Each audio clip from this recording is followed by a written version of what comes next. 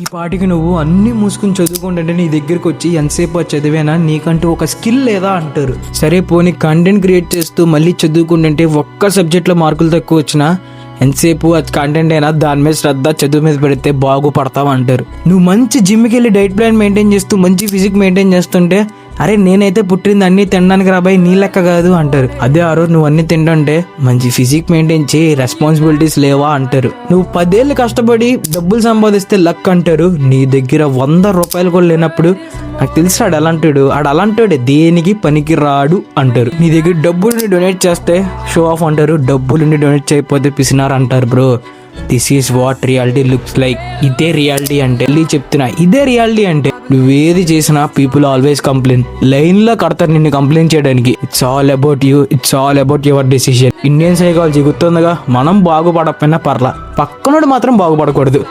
ఇదే సైకాలజీ, ఇదే మెంటాలిటీ వాళ్ళదే, గుర్తుపెట్టుకో.